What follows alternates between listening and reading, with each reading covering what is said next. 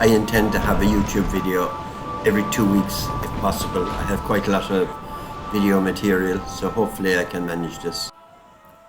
Entering the Golden Globe race has been a fantastic journey, full of highs and lows. But we don't get through life without a struggle, without suffering punishment and tormentation. So we just have to deal with it. And I really believe it's been one of the best things I've ever done.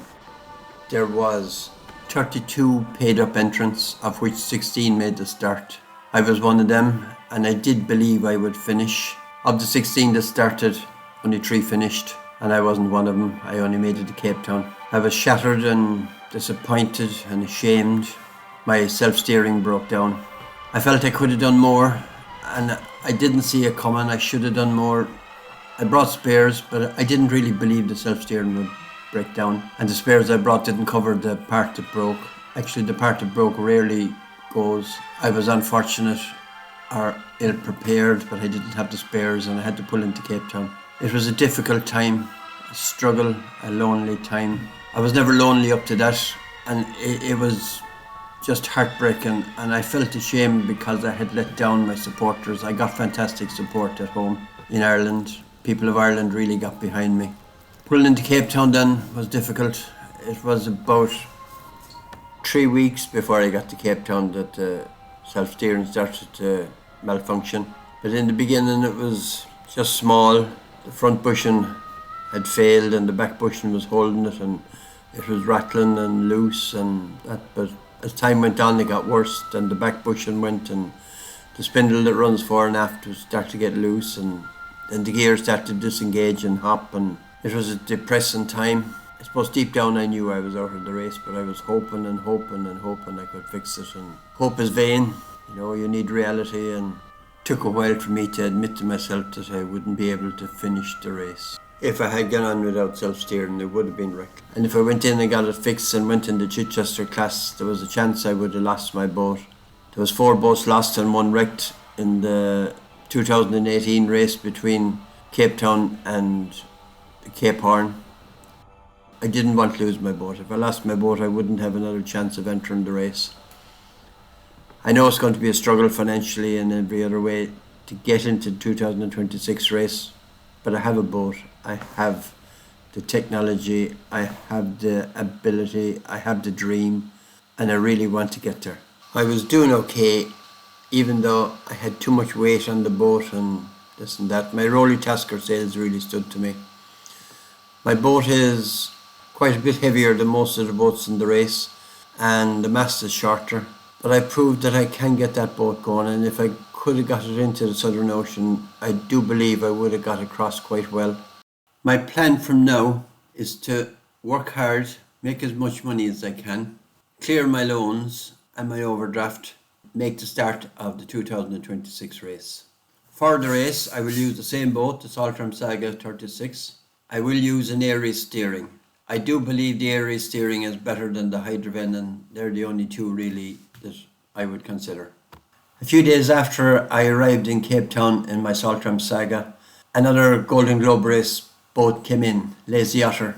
I sailed that boat home for Ayrton, and it was a nice trip. It gave me a chance to sail a Ruster, and it also gave me a chance to use the Hydroven. And it was a lovely sail up. It meant I didn't have to come back and face reality. It was a bit of an escape, and I got it paid for it. It was all positive, and it was really interesting to sail a boat with a Hydroven. In my opinion, it wasn't near as good. We're running here just under jib, and if you went fast, the boat was inclined to S a lot. But we were doing a nice speed. We were doing 7 knots plus at times. The boat is lighter and faster in a lot of conditions, actually. I really believe that the rudder on the Hydroven is small for storms. Like if you're in a following sea in a storm and the transom is caught by a wave, it'll push it around. The rudder will cavitate, it's too small. And if you're broaching around, you'll get into trouble. In the 2018 race, Mark Slats had an Aries. Gregor McGuckin was beside him, and Gregor lost his mast. Now, in my opinion, and it's only my opinion, the boats are inclined to broach if a big following sea comes behind it, more so than an Aries. The stronger the wind gets, the better the Aries works. It's just the way I've looked at it, and I have been lucky enough that I have managed to sail a few other boats with hydrovenom. I had a wind pilot on my previous boat, and I find the Aries is far superior.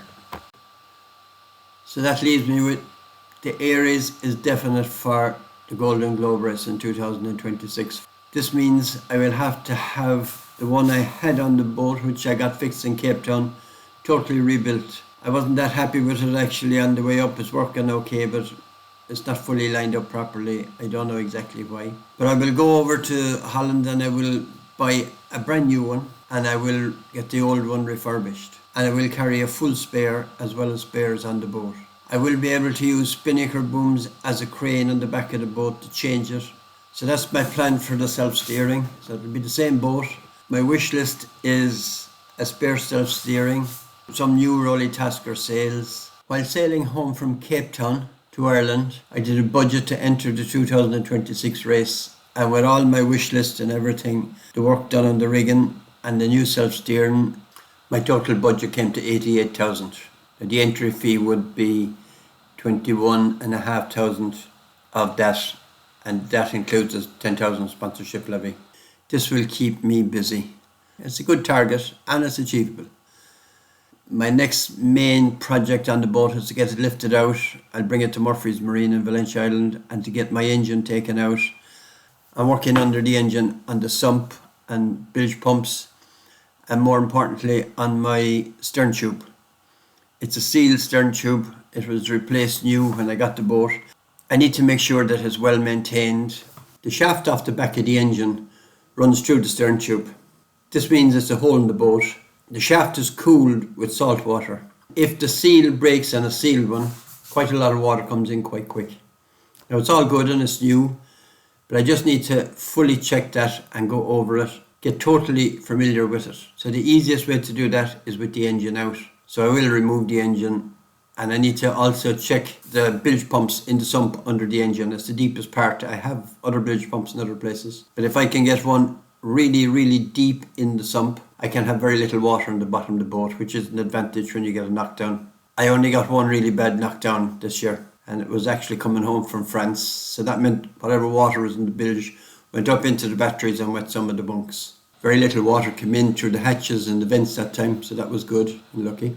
As I said in the start of the clip here, I hope to do a video a fortnight from now to the start of the race. Please like and subscribe and get your friends to subscribe, because if I can get enough followers, it will help with my funding. So the more the people that like and comment, the better. The videos will be about my journey so far in the Golden Globe race and my journey to the start of the Golden Globe race in 2026. So thank you very much for listening. Talk to you on. Bye.